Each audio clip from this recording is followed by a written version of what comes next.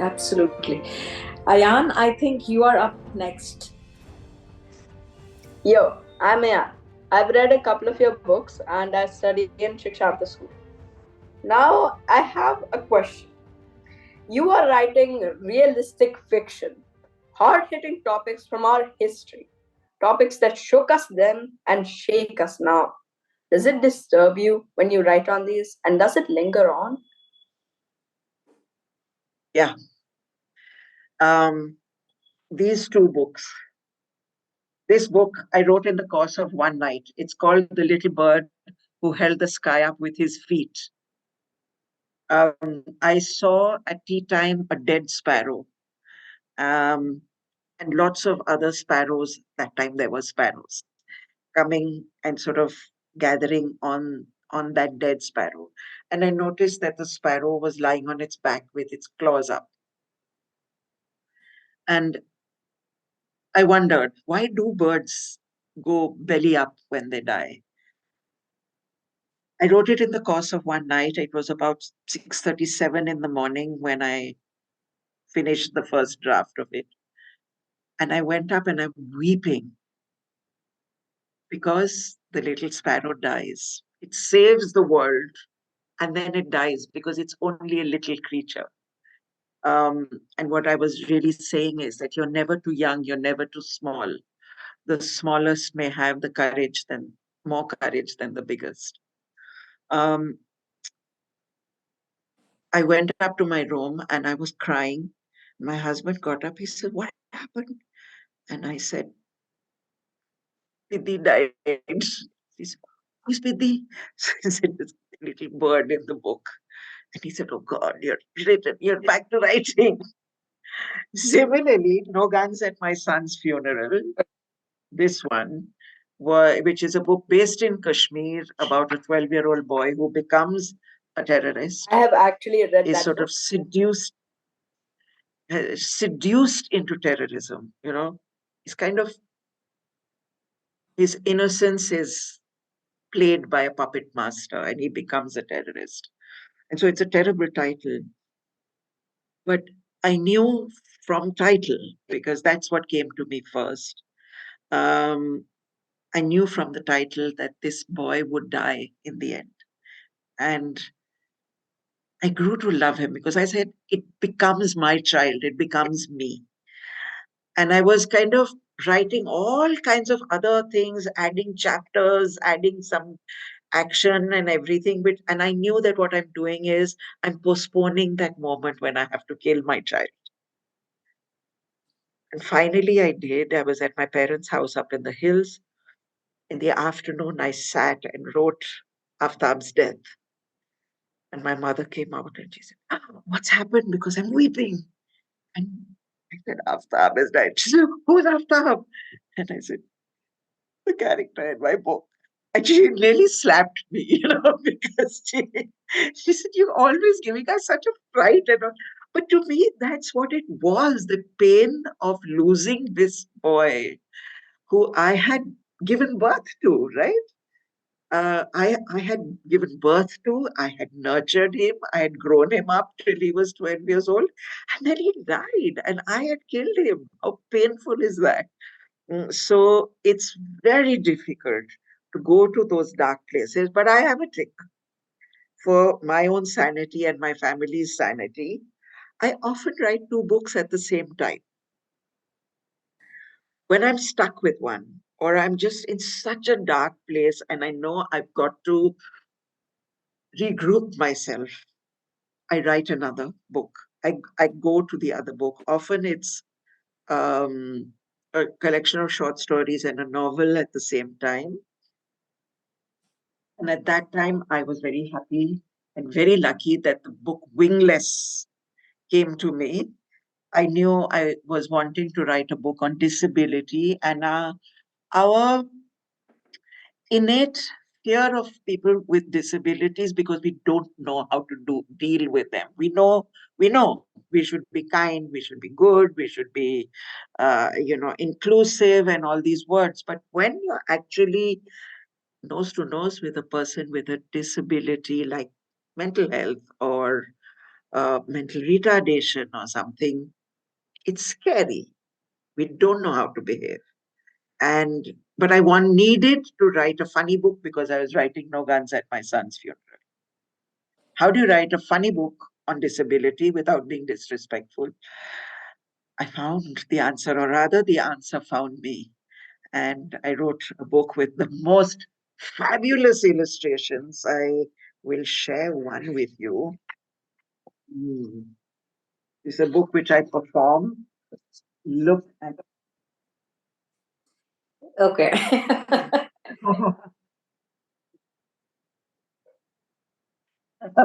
He's a fabulous illustrator called Atanu Roy.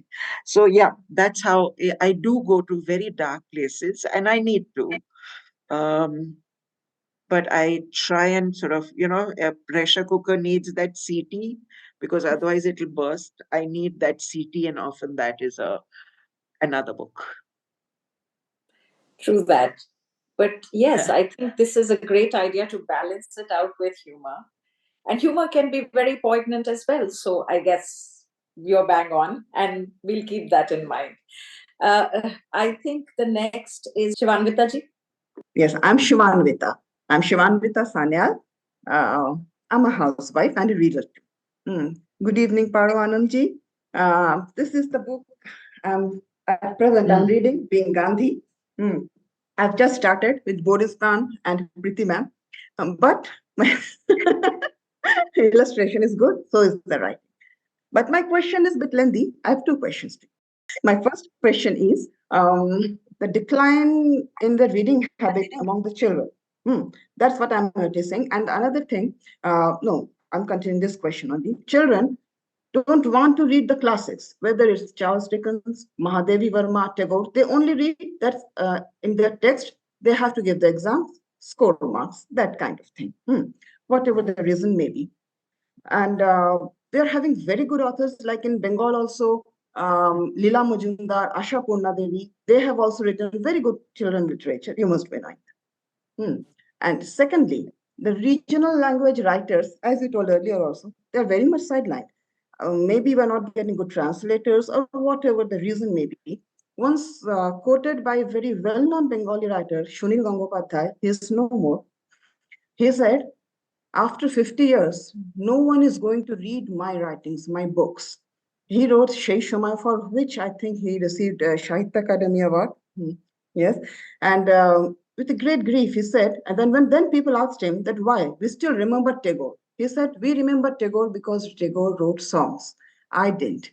I'm a writer. I write poetry. I write novels and short stories. And no one will remember me after 50 years because after 50 years, no one is going to read Bangla or any other regional language. So how can we revive? How can we bring back the reading of the regional authors? And this is very much required, as well as the classics, whether the classics is English or in any other languages. And another thing, especially what I found, the parents also, I don't know why, most of the time, they feel very uncomfortable speaking in their own mother tongue. And people think that if you don't speak in English, you are someone who is with a downgrade. I mean, I don't know, maybe this, what I found.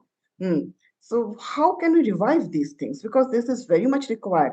In this way, our literature will fade away. And another young authoress, which I'm going to, T.S. Shobha, Shashi Tharoor's sister, I think. She also writes T.S. Yes. I think she's a new generation children author. So, but my first two questions are really concerned among the society because we need readers. This is the only thing can make you more creative, make you more thoughtful kind of person. You've asked two very, very important questions. And, children, it may sound like a very grown up kind of concern, but actually it does concern you very much. One, that the decline in reading, and especially the reading of classics. Honestly, I find, and again, I'm kind of really sometimes criticized for saying this out loud. I find some of the some of the classics difficult to read now. Some I love. I love to read Shakespeare because I love to read plays. And I think his are so intricate and the facility with the language and all of that. I don't like to read Charles Dickens. I find his writing, I'm going to have to cut my tongue off after saying this. I find his writing tedious.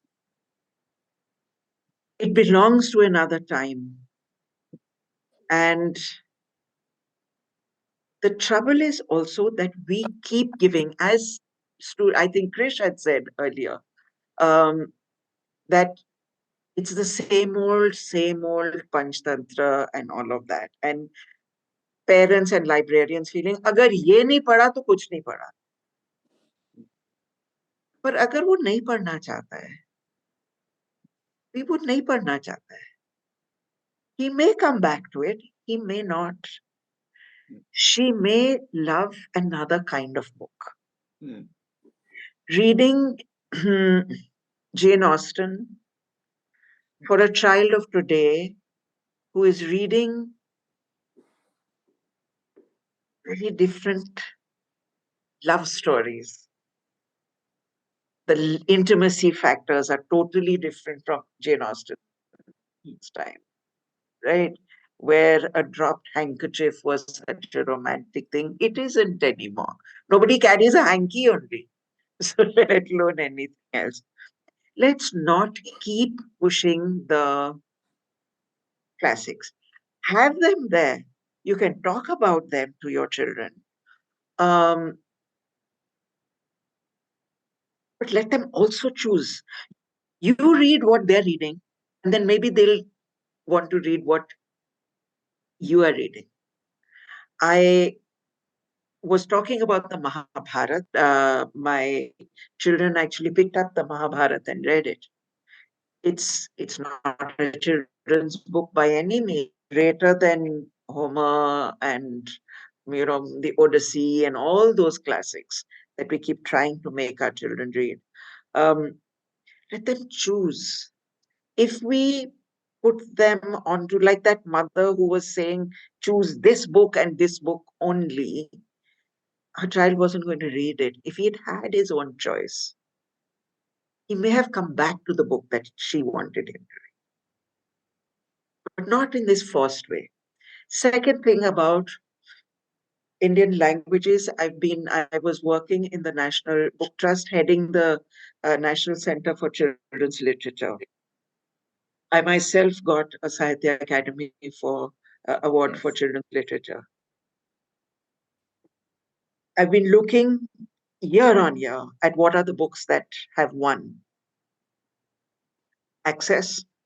There's no access to the ones in different languages. Very little access.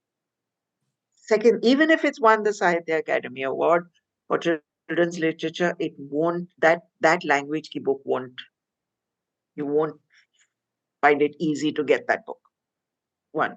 Second thing is, Sahitya Academy is supposed to translate award-winning books. The books that win the Sahitya Academy Award. I got the Sahitya Academy Award, I don't know, years ago. I'm forgetting the date even. But I'm forgetting the year. But till date, it hasn't been translated into any of the Indian languages as they're supposed to. Similarly, the language books that won have not been translated into other languages or English. How do we access? And if we don't access, and if we, अगर ये किताब हमारे हाथ तक पहुंचेगी नहीं, और अगर ये किताब दूर नहीं जाएगी, तो वो जो एक बेचारा लेखक है, वो अपनी जिंदगी कैसे बनाएगा, कैसे चलाएगा? And there's so much fear of writing out of the ordinary books in the languages. छोटे बच्चों के लिए लिखी जाती हैं, बड़े बच्चों के लिए बहुत कम. there are two beautiful magazines, Cycle for older children, it is in Hindi, and Pluto for younger children, which is in Hindi also. Wonderful, contemporary, beautifully brought out, beautifully illustrated book. So that is a start. पर वो हिंदी में है. I was just in Goa at the Konkani Bhasha Mandal had a Bal Sahitya Parishad, which they just held, and I was keynote speaker. Again, I'm just saying this because there were a lot of young children's books for young children. There were a lot of stories about Pyare Kutte, etc. Meri Pyari Billi. And I found this in many languages.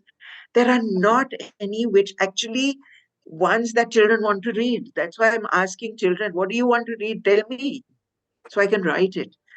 I am now personally writing somewhat in Hindi, and I've just embarked on writing my first story in Punjabi, but those are for younger kids. Those are, but I have a book coming out, a collection of short stories for teenagers coming out, being brought out by Ektara, um, in Hindi. Oh, that will be wonderful. We will look forward to that because जैसा कि I'm writing it in Punjabi. Did I say Hindi? Yes, you Hindi. did say I'm writing Hindi, it in Punjabi. Yeah. तो My अब first. फिर उसका भी translation कराना पड़ेगा. Yes, that will require. जब मैं स्कूल And में I have actually, I have actually two books which are bilingual. So this is a book called Babies in My Heart, um, which is about different kinds of families. And you'll see that there are pictures with uh, two mothers who have a baby, yes, two fathers. Interesting. There's a father on a wheelchair. There are pictures of the mother working on her computer, the father looking after the baby. So we've just tried to, for very young children, broaden the idea of family. It doesn't have to be one papa, one mama, and that's it. This is also a bilingual book, both of them are bilingual books in English and in Hindi. That's very interesting. And I think that idea of the woman working on the computer while the father looks after the baby is very progressive because most of the children's literature that we come across, उसमें माँ को दिखाया जाता है कि वो जो है किचन में साड़ी पहन के हैं और बाकी लोग जो हैं वो अपना काम कर रहे हैं. So वो थोड़ा सा हम वही लकीर के फकीर बने हुए हैं. वो थोड़ी सी मुश्किल वाली बात है. But I think the thought process has become a little more progressive. I think it's a good idea to have these bilingual books then. Yes. So I think we have a few more questions and a few more people. So let's try. Yes, sure. I'm really sorry. I'm giving very long answers, but no, please. It's we are very happy to have you over. So that is no problem. Except that we don't want to encroach upon too much of your time as either. I'm happy. I'm happy to talk to children anytime. Okay, I think Sangeeta ji is next.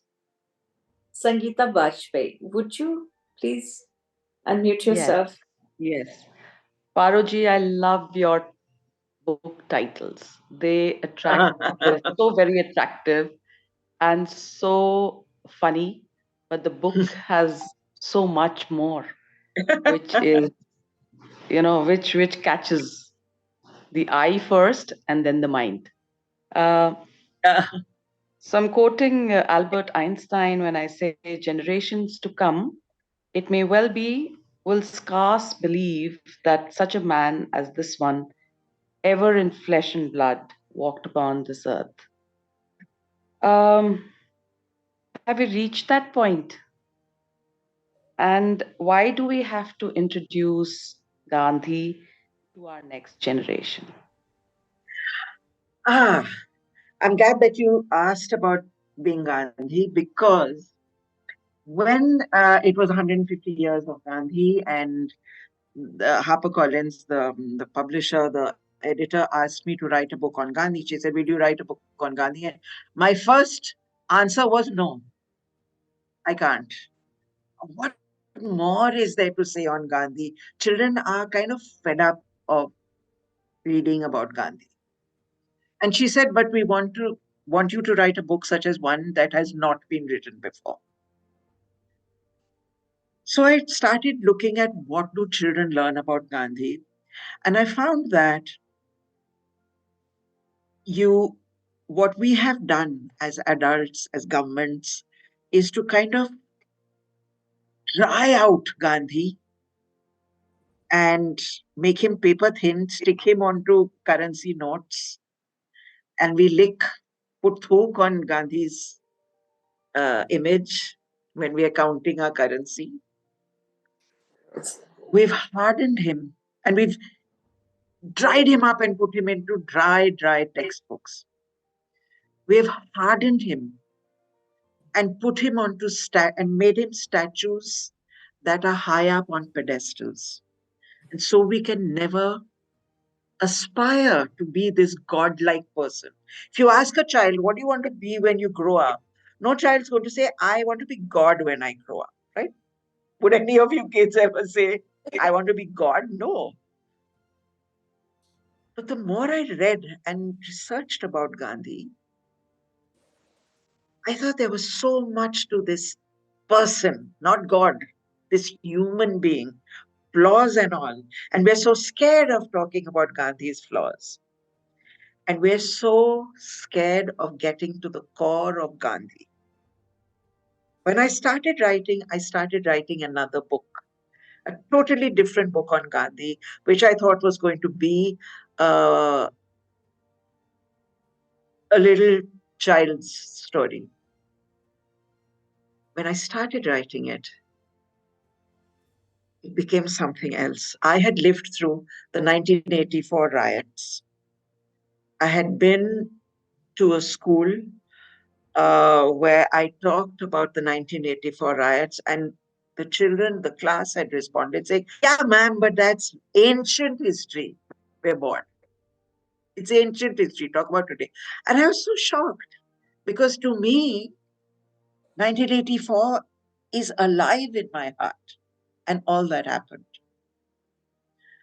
And so I started writing this book, very unplotted. I just jumped into the deep end about this child who said, when I go into a school and I say, I'm going to talk about this book being Gandhi, and their faces, I go, ma'am, no, especially those who know me from other books.